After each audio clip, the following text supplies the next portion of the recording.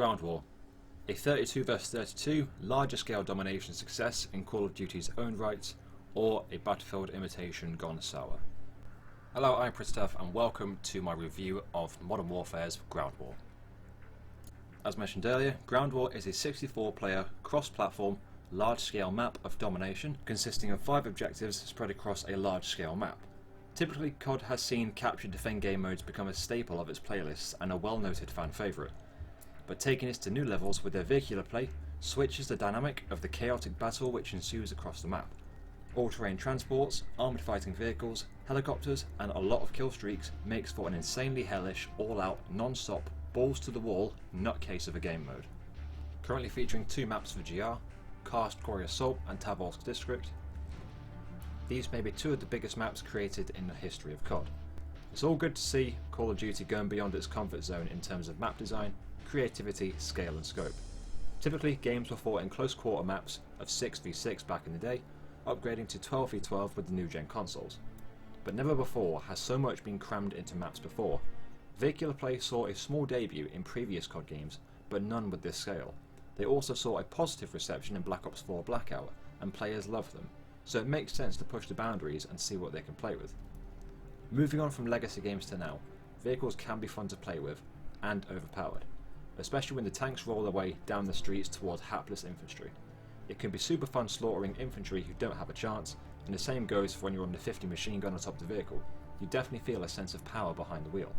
Vehicles, in my opinion, can be a positive for this game mode, but they're not without their flaws. Vehicles can shoot from any distance and the round will instantly travel to where they shoot. There is no travel time for the rounds like the snipers have. This can and has been exploited very quickly. In Karst Quarry, on the side of the map, there is a rise where vehicles can sit atop and slaughter infantry fighting from Bravo, Charlie and Delta flags. The map design itself doesn't help players being so cramped and objectives being so closely positioned. Many a time I've been killed by tanks sniping atop that hill. Instantly you can see the capacity for abuse these vehicles bring to the table. Transports such as the ATV and helicopter cannot be used lethally unless you roadkill the enemy, but they are more used for moving players to rooftops so they can camp there, which is another talking point of this video. One of the sole causes of frustration for this game mode is rooftop camping. Machine guns, snipers, whatever you name it, it's sat there. It's equally as bad for both maps. In Quarry, you can't go anywhere without being shot from somebody sat on a roof, and it's even worse in Tavorsk District because every single rooftop has somebody on it, and players most of the time spend the entire match sat up there, not playing the objective and being untouchable for the most part. There is no balance in this, and this will be a plague for this game mode of all time, and is one of the reasons I quite frankly despise Ground War. When players don't camp on rooftops, these maps make some great intense ground combat. Using the very little cover the map provides, you have to fight intelligently. Every single time you cross the street, it's a small success. Speaking of successes, the sound design is not one of them for Ground War. The entire map is so loud all the time you can barely hear yourself think. The sound of a tank firing from the opposite end of the map is as crystal clear as if it was sat right next to you. The constant screaming of jets flying overhead doesn't help things either. Unlike with normal multiplayer games where there is a small element of hearing your enemy and judging their next move, there is no such thing for that here. I seriously hope that this is something that they will fix in later updates and patches, or at least improve it, not to mention the sound of the announcer speaking constantly in your ear and the ongoing drone of the Battle.net chatter that the devs put in for realism. It's an audible overload and there is no escaping it. Moving on to the objectives themselves. In Quarry, the building which you capture is for the most part just a copy and paste. At objectives such as Bravo and Delta, they are the exact same building. Alpha is different and so is Echo. Charlie is the bridge which is way too open. You have a corridor either side which is always flush with enemies. The elevated rooftop positions either side mean anyone trying to cap Charlie gets fucked, and the aforementioned ridge where tanks sit has an open sightline on the bridge. Brilliant positioning, developers, great job. You can basically say the very same for Tavorsk District. Every single objective bar Delta has open sightlines from every single rooftop surrounding it, and every time you go to capture an objective, either a tank will roll up, somebody will call in a kill streak, or you get shot by somebody camping on a rooftop. Objective positioning in Ground War I think has potential, but I think it was just very poorly executed. On both maps there's a lot of open space on the left and right sides of the map, which is quite frankly unused, and they could have at least put positions out there in order to spread the player base across the map, as opposed to having it just concentrated in one kill zone in the center, which is something I find with both of those maps is a massive issue.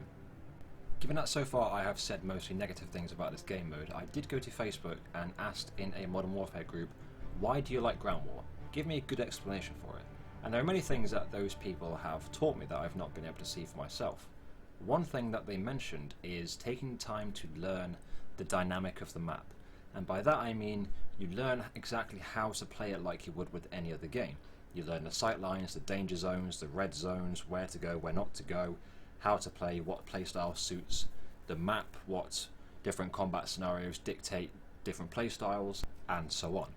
Another thing that I learnt from them whilst I was caught up in my blind hatred of Ground War is don't take the game mode seriously. I, being a Battlefield player, have been taught, of course, to PTFO. You play the objective and you capture it. But I find typically that a lot of players focus more on their kill to death ratio rather than playing the objective as you're supposed to. Another thing they mentioned is that the game mode is a lot better if you play with a squad. I have played with a 6-man squad on standard multiplayer, and the game experience solo compared to playing with friends is second to none. You will have so much more fun and it's much more enjoyable even when you're trying to play competitively playing with a squad. So I definitely think that Ground War is a game mode which you should certainly partner up with if you really want to get the full benefit and get the full experience of the game mode.